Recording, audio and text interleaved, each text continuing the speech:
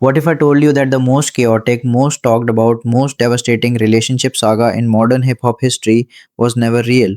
Not the tears, not the fights, not the heartbreak that had millions of people glued to their phones at 2 in the morning, refreshing their timelines and arguing in comment sections like it was their own family falling apart. What if every single moment of that disaster we watched unfold in real time was actually a script?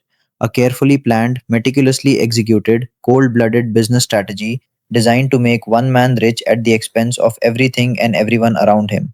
Because that is exactly what we are talking about tonight. Blueface didn't just admit to lying, he didn't just come clean about shading the truth or playing the game a little too hard.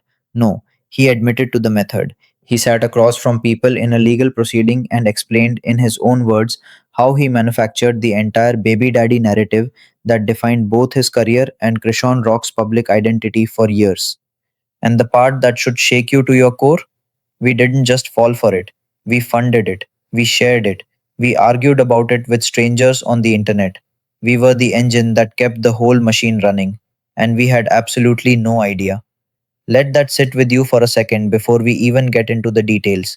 Because this story is not just about Blueface, it is not just about Krishan.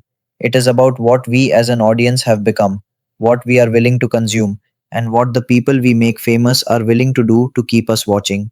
So let's go all the way back to the beginning, because to understand how we got here, you have to understand where this all started. Jonathan Jamal Porter, better known as Blueface, didn't come into the rap game the way most people expected a star to arrive.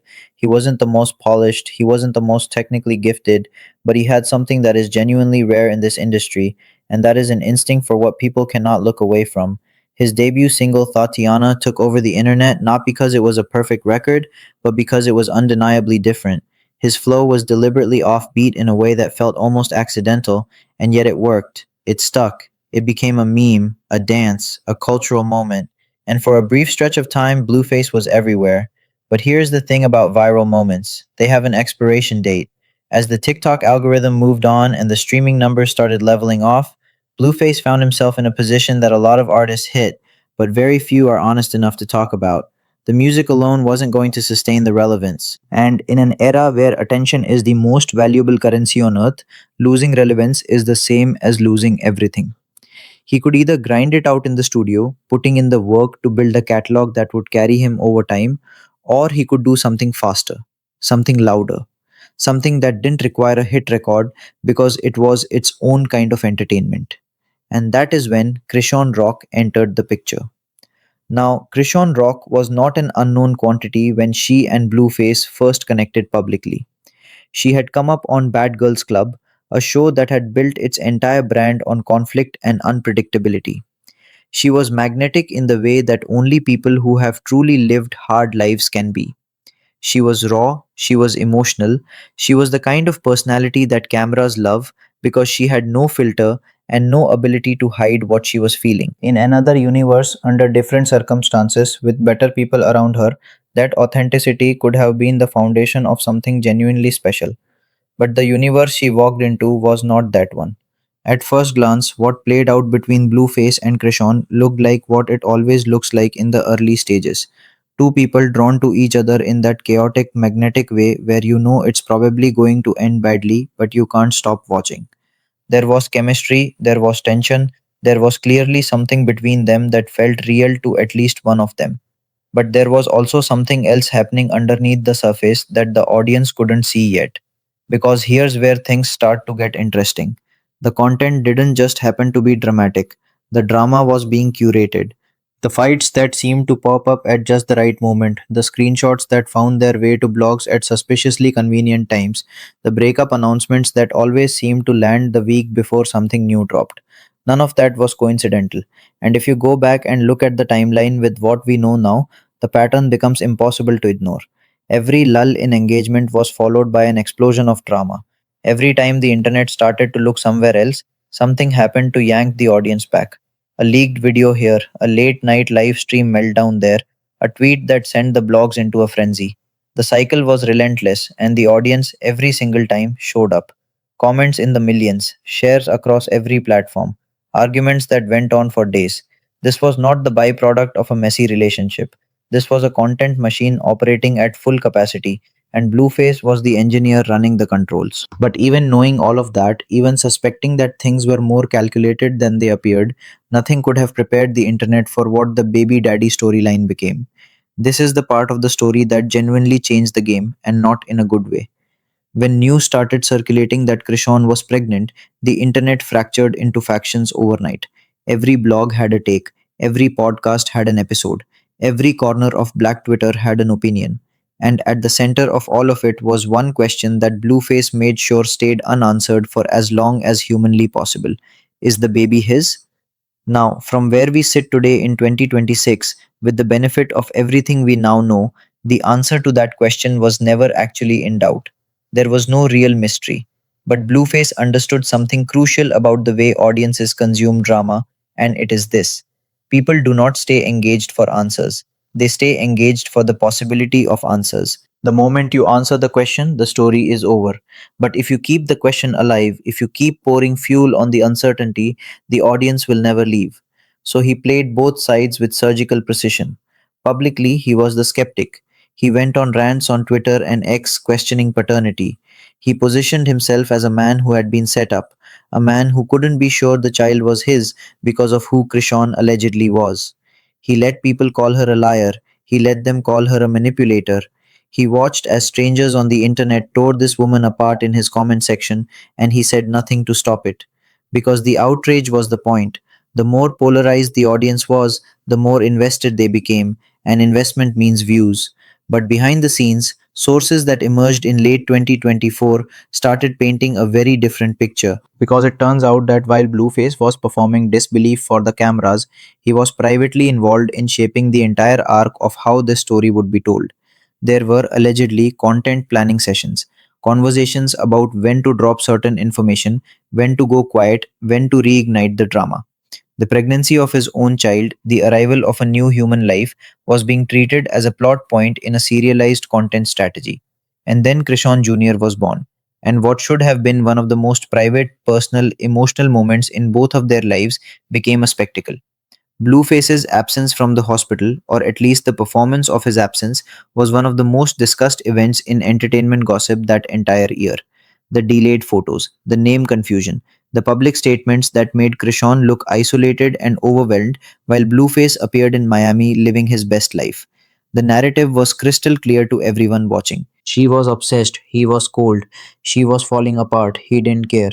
Except, according to what he admitted in that leaked deposition, he cared plenty. He just cared about the metrics more.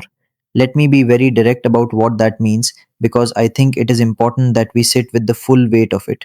A woman gave birth to his child, and rather than simply being present or even simply staying quiet, he chose to perform abandonment. He chose to let the world believe he was a deadbeat because he had calculated in advance that the deadbeat dad narrative would generate more engagement than the new dad steps up narrative ever could. He traded in the image of his own son's father in real time for clicks, and the entire internet, including people who were furious at him, people who were rallying around Krishan, people who thought they were standing up against a bad man by sharing his content to expose him, were all unknowingly doing exactly what he needed them to do. We were all unpaid members of his marketing team, every single one of us. Now, here is where the story takes a turn that nobody saw coming, and it changes the way you have to look at everything that came before it. The confession. Because it didn't arrive the way people expected a confession to arrive. There was no sit down interview with a sympathetic host. There was no emotional YouTube video with tears and an apology. There was no carefully crafted statement released through a publicist at midnight on a Friday to minimize damage. This is Blueface. He doesn't operate like that. He never has.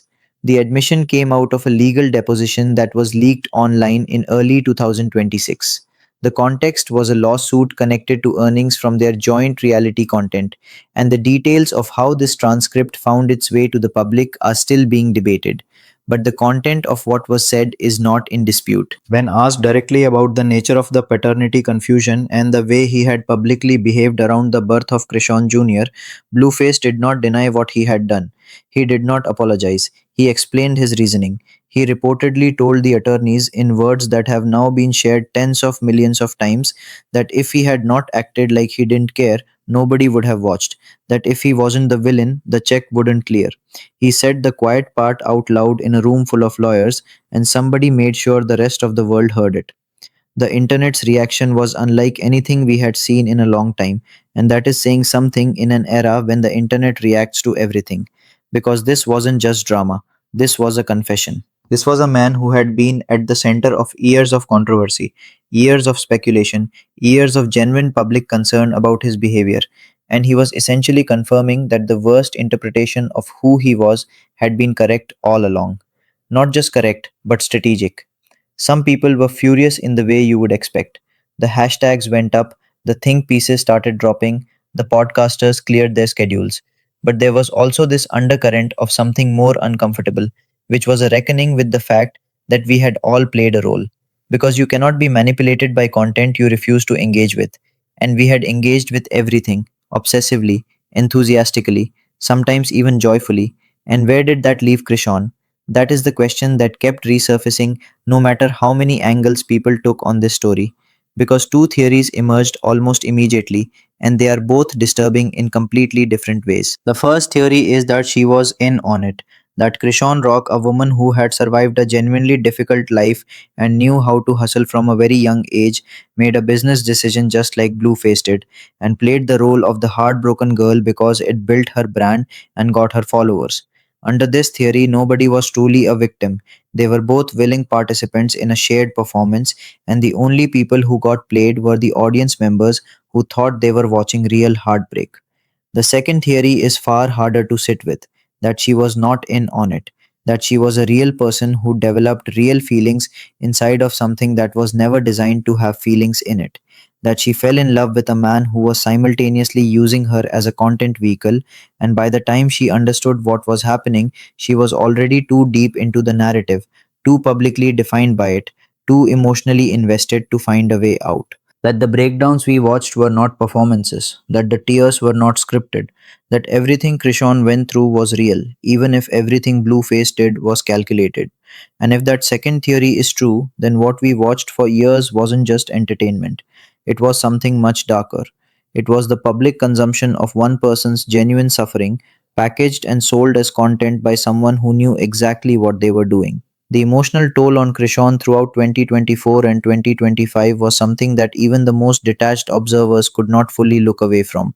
The arrests, the interviews where she looked hollowed out, the moments on live streams where she seemed to be fighting battles that nobody around her was fully equipped to help her with. The public sentiment had shifted long before the confession. People had stopped laughing and started worrying. And now, sitting here with the admission in hand, those moments feel even heavier than they did when we first watched them. Because you can choreograph a fight, you can plan a breakup announcement, you can strategize a paternity revelation, but you cannot script what prolonged emotional manipulation does to a person over years. You cannot fake that kind of damage. And that is what makes Blueface's admission so different from the average hip hop drama. This isn't a beef that turned out to be promo. This isn't a breakup that was timed to an album release. This is a man admitting that he deliberately performed cruelty toward the mother of his child because cruelty was the content that paid best. That is a different category of thing entirely.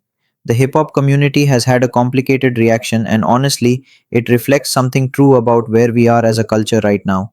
A portion of the audience, a smaller portion than you might hope, but a real one, respects the hustle. In the context of an industry where getting a check is survival, where virality determines longevity, where your ability to stay relevant is directly tied to your ability to keep people talking, some people genuinely see what Blueface did as a masterclass in modern media manipulation.